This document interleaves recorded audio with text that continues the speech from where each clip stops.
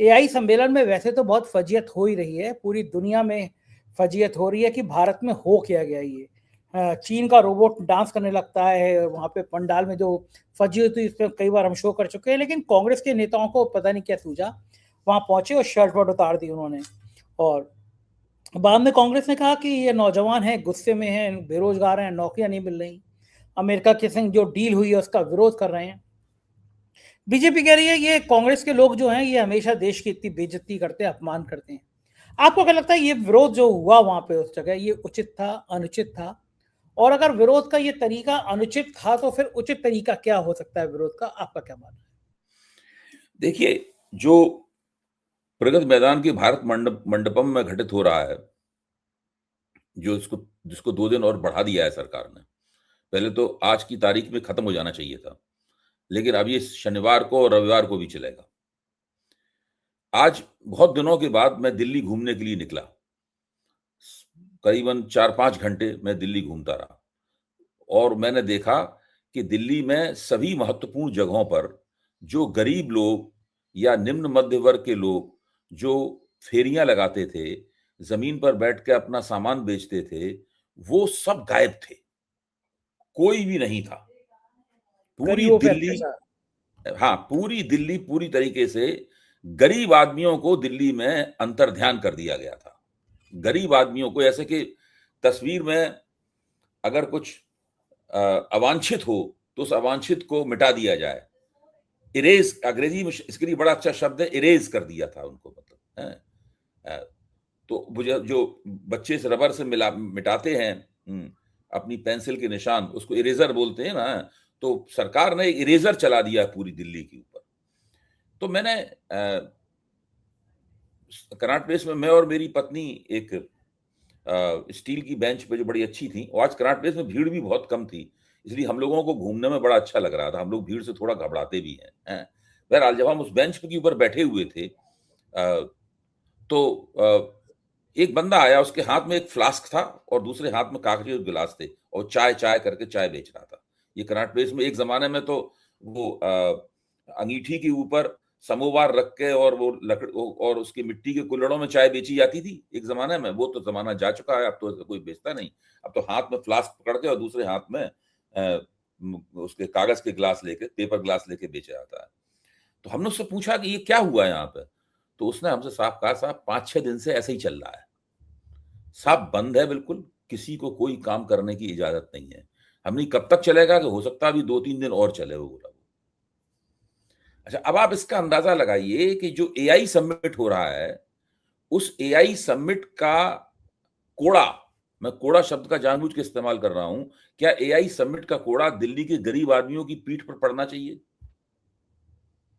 दलील क्या है? दलील यह है कि एआई से, आर्टिफिशियल इंटेलिजेंस से सारी दुनिया का जो जीडीपी है, वो अगले कुछ वर्षों में बहुत ज्यादा बढ़ जाएगा। कुछ लोग तो कह रहे हैं 25% हो जाएगा। 25% तो बहुत ज्यादा होता है। बहरहाल मतलब उस अगर 25% को आप अंक में न दें, तो आप तब भी आप ये कह सकते हैं कि वो काफी बढ़ जाएगा। ऐसा क्लेम है, ऐसा दावा है। उस बढ़े हुए जीडीपी का गरीब आदमी से क्या ताल्लुक होगा? जो एआई समिट हो रहा है, एआई इम्पैक्ट इंडिया हो रहा है, जिसको एआई महाकुंभ भी कहा जा रहा है, अगर उसकी वजह से दिल्ली का गरीब आदमी 1 हफ्ते तक या 7 या 10 दिन तक अपनी रोजी नहीं कमा पाएगा, उसे घर पे जबरदस्ती बैठना पड़ेगा, उसकी रोजाना की इनकम जो पूरी तरीके से गायब हो जाएगी। वरना कनॉट प्लेस में और दूसरी जगहों पर क्या होता था, लोग छोटे छोटे, कोई पकौड़ी बेच रहा है, कोई जमीन पर बैठकर ये सेलफोन जो होते हैं, सेलफोन के कवर बेच रहा है, कोई आर्टिफिशियल नकली जो ज्वेलरी होती है, इसमें छात्राएं छात्राएं वगैरह लड़कियां खरीदती हैं सस्ते दामों में, वो बेच रहा है। पूरा कनॉट प्लेस कहीं कुछ कढ़े हुए झोले बेचे जा रहे हैं, कहीं किनारे किताबें बेची जा रही हैं, पुरानी पत्रिकाएं, जो मशहूर विदेशी पत्रिकाएं हैं जिन्हें लोग पढ़ नहीं पाते हैं, बहुत महंगी होती हैं, तो वो आधे पौने दामों में वहां पे बिकती हैं। इस तरीके से पूरे कनॉट प्लेस में बिकती हैं और दिल्ली की तमाम दूसरी जगहों पर बिकती हैं। दिल्ली का गरीब आदमी जो है वो इसी तरीके से अपनी रोजी कमाता है, और फुटपाथ के ऊपर जगह पाने के लिए, और वो लोग ऐसे नहीं है, फुटपाथ के ऊपर वो बरसों से बैठे हुए हैं। दरअसल वो जगह, उस जगह के वो व्यवहारिक रूप से अघोषित मालिक हैं। बरसों बैठते हैं वो वहां पे। अगर आप 10 साल पहले जाएंगे तब भी वो आदमी बैठकर वहां पे आलू की चाट बना रहा होगा कोने में। मुझे याद है कनॉट प्लेस के अंदर जो एक पोस्ट ऑफिस है, आज से 30 साल पहले भी उसके कॉर्नर में एक आदमी बैठा हुआ, एक बड़े तवे के ऊपर बड़े कुरकुरे आलू बना के और उसमें चटपटा जायका खिला के हम सब लोगों को, जाने 50 बार मैंने खाए। तो केले की चाट बनाता था, ये सब बनाता था। कि पान वाले बैठे रहते हैं, जगह जगह आपको पान खिलाते हैं। इन सब लोगों को वहां से उठा के भगा दिया गया। और पिछले 10 दिन से हिंदुस्तान में आर्टिफिशियल इंटेलिजेंस के बारे में एक सम्मेलन हो रहा है, जिसमें ये संदिग्ध है कि उसमें आर्टिफिशियल इंटेलिजेंस के बारे में क्या बात हुई, क्या चर्चा हुई। किसी ने आज तक ठोस रूप से नहीं बताया कि उसमें आर्टिफिशियल इंटेलिजेंस के बारे में क्या चर्चा हुई। वो पूरा का पूरा एक पीआर, एक पब्लिक रिलेशन एक्सरसाइज की जा रही है। अखबारों में क्या हेडिंग छप रहा है? अखबारों में आधे से ज्यादा पेज की एक तस्वीर है, जिसमें मोदी जी हाथ उठाए खड़े हुए हैं और पूरा जो सम्मेलन में लोग खड़े हुए हैं वो खड़े होकर ताली बजा रहे हैं। और ऊपर ऊपर हेडिंग लग के आता है, हिंदी के सबसे पुराने अखबार नवभारत टाइम्स में हेडिंग लग के आता है, अपना भी टाइम, एआई में अपना भी टाइम आ गया, अपना टाइम, एआई में अपना टाइम आ गया। आप सोचिए, एक तरफ तो ये है और दूसरी तरफ ये है। अब आप बताइए, विपक्ष इसमें प्रदर्शन नहीं करेगा तो क्या करेगा? क्या संसदीय विपक्ष का दायित्व इतना भी नहीं है? क्या वो अपने दायित्व को नहीं, अगर विपक्ष कोई प्रदर्शन नहीं करता तो मैं ये मानता कि वो अपना दायित्व नहीं मानता। वो मोदी जी की जो एक धूमधाम है, ये चकाचौंध है। मोदी जी चकाचौंध पैदा करते हैं, धूमधाम पैदा करते हैं अपने इवेंट मैनेजमेंट की योग्यताओं से, क्षमताओं से। सरकार का करोड़ों करोड़ों सैकड़ों करोड़ रुपया खर्च करके उसका मतलब विपक्ष चकाचौंध में उसकी आंखें बंद हो गई। मैं तो कहता हूं कांग्रेस ने अपनी आंखें खुली रखी और उन्होंने हिम्मत भी की।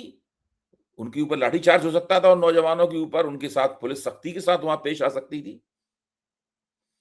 और वो वहां पे उन्होंने अपने कपड़े उतार के प्रदर्शन करने का सीधा मतलब ये है कि हम बता रहे हैं कि इस देश की गरीबी जो है वो आपकी आपकी आपकी हुकूमत में बढ़ती जा रही है। और जो लोग फुटपाथ पर बैठकर चौराहों के कोनों पर बैठकर अपनी रोजी रोटी चलाते हैं, उनकी रोजी रोटी को बंद करने का आपको क्या, बहुत से लोग चौराहों पे लोग भीख मांगते हैं। ऐसे मौके पर उन सबको वहां से भगा दिया जाता है। आज दिल्ली के सभी चौराहों पर लोग कारों के पास भीख मांगने के लिए आते हैं, हिजड़े ताली बजाते हुए आते हैं। उनका भी एक तरीका है पैसे जमा करने का। मैं उसको भीख तो नहीं कहूंगा, क्योंकि अब समाज बदल गया है, तो घरों पर जाके वो नाच गा के पैसे नहीं कमा सकते, इसलिए इस तरीके से पैसे कमाते हैं। और हिजड़ों की संख्या भी बढ़ती जा रही है। ये एक सोशियोलॉजिकल, एक समाजशास्त्री फैक्ट है। पहले शायद हिजड़ों की इतनी संख्या भी नहीं होती थी, उनकी संख्या भी बढ़ती जा रही है। क्यों बढ़ती जा रही है, कैसे बढ़ती जा रही है, मुझे नहीं पता है। इस पर जानकारी हासिल करनी पड़ेगी। लेकिन आज पहले के मुकाबले उनकी संख्या ज्यादा है और वो दिल्ली जैसे महानगर के, भारत की राजधानी के हर चौराहे के ऊपर भीख मांगते हुए सॉरी, मैं फिर गलती कर रहा हूँ, भीख मांगते हुए नहीं, अपने लिए पैसे जमा करते हुए। वो उनका रोजी रोटी कमाने का एक तरीका है। सब लोग गायब मिलेंगे आपको। इन सब लोगों की रोजी रोटी जो है वो आर्टिफिशियल इंटेलिजेंस की बलि चढ़ा दी गई है। और ये करीब 14 तारीख को ही सब मैदान साफ कर दिया गया था। समिट 16 तारीख को शुरू होना था, लेकिन उससे पहले ही हमारे विदेशी मेहमान आए, तो वहीं कहीं भारत की गरीबी ना दिखाई पड़े। विदेशी मेहमान कहेंगे अच्छा कनॉट प्लेस में घूमने जाएंगे, क्योंकि कनॉट प्लेस का जो बीच की जो हरियाली है, बीच का जो हरियाला मैदान है, जिसमें एक जमाने में हम लोग, जहाँ बहुत राष्ट्रीय झंडा लगा हुआ है, जहाँ एक जमाने में हम लोग बैठकर चाय वगैरह पीते थे, मूंगफली वगैरह खाते थे। आजकल तो ऐसी स्थिति नहीं है। तो वहां भी एक प्रदर्शनी लगनी है, लग रही है प्रदर्शनी वहां पर। और उसके बाद पूरे कनॉट प्लेस के ऊपर पुलिस का आतंक है। पुलिस ने सब लोगों को भगा दिया। ठीक बात है। और मुझे याद आ रहा है कि गुजरात में भी ऐसा हुआ था, दिल्ली में भी ऐसा होता है कि जब गरीबों की बस्ती आती है वहाँ हरे कपड़े लगा दिए जाते हैं कि आप निगाह ना आ जाए इन पर्दों के पीछे क्या है। ये दिल्ली में भी है, ये गुजरात में भी है। एक शहर के अंदर एक दूसरा शहर बसता है जो गंदगी में, जो गंदे नालों के ऊपर रहता है, बड़ी बड़ी इमारतों के पीछे रहता है। वो सिर्फ वोटर होता है, उसमें झुग्गी झोपड़ी वालों को शराब दे दी जाती है चुनाव से पहले, जिससे उनके वोट खरीदे जा सके। उनको कैसे जीवन किस तरह नरक में रह रहे हैं ये उसको सारे आगे काम खामोशी से होते, इनके बारे में कोई चर्चा नहीं करता, कोई मीडिया नहीं बोलता, कोई अखबार वाला इसके बारे में नहीं लिखता, कोई रिपोर्टर इसके बारे में नहीं लिखता, कुछ नहीं होता। सोशल मीडिया पे भी लोगों का ध्यान इस तरफ नहीं है, क्योंकि सोशल मीडिया की समस्याएं दूसरी हैं, उन पर हम लोग कभी चर्चा कर सकते हैं, लेकिन सोशल मीडिया भी कोई समस्या से मुक्त नहीं है। कोई इसके ऊपर कोई बात नहीं करता। मेरा तो मानना यह है कि दिल्ली में 20 हजार छोटी मोटी रोजी कमाने वाले लोगों के ऊपर पेट पर लात मारी है इस एआई समिट में। ठीक बात है। और समिट के नाम पे हुआ क्या? आपने एक ऐसी यूनिवर्सिटी, गलगोटिया यूनिवर्सिटी, जिसके प्रोडक्ट शुभंकर जैसे दलाल टाइप के पत्रकार जो उनको कहा जाता है, जो तेल बेचने वाला और यौन शक्ति बनाने का विज्ञापन करते हैं, ऐसे प्रोडक्ट हैं, ऐसा कुत्ता डांस कर दिया, हमने बनाया, जो चीन का रोबोट था। चीनी मतलब उस कुत्ता। फजीयत करने के अलावा चीन ने इतनी मजाक उड़ाई कि ये है भारत का एआई, हमसे रोबोट ले जाते हैं, वहां पे डांस कराते हैं। बात हो रही थी विरोध प्रदर्शन की। आप संसद के अंदर नेता प्रतिपक्ष को बोलने नहीं देते, राहुल गांधी को बोलने नहीं देते, कहीं गलती से बोल देंगे तो सरकार हिलेगी। जब बोलते हैं, कुछ आरोप लगाते हैं, तो उनके ऊपर मानहानि के मुकदमे कर दिए जाते हैं। कल वो सुल्तानपुर की कोर्ट में हाजिर होना पड़ा और राहुल गांधी ने कहा मैंने ऐसा कुछ नहीं कहा, लेकिन मुझे परेशान करने के लिए अलग अलग अदालतों में मुकदमे किए जा रहे हैं। प्रधानमंत्री जी बोलते हैं 50 करोड़ की गर्लफ्रेंड, विदेशी गाय का बछड़ा, यानी क्या क्या किन किन शब्दों का इस्तेमाल कर दें।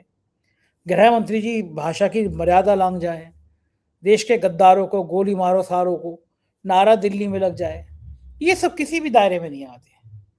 लेकिन नेता प्रतिपक्ष को बोलने नहीं दिया जाएगा, तो बोलने की आवाज। जिन लोगों के ऊपर ये बाकायदा जांच पड़ताल करके साबित हो चुका है कि वो दंगा भड़काने में शामिल थे, उनको मंत्री बना रखा। हाँ बताइए। उनको मंत्री बना रखा। और एक तो मंत्री जी ऐसे हैं जिन्होंने मोदी जी इसका वीडियो क्लिप मौजूद है कि वो दंगा भड़का रहा है,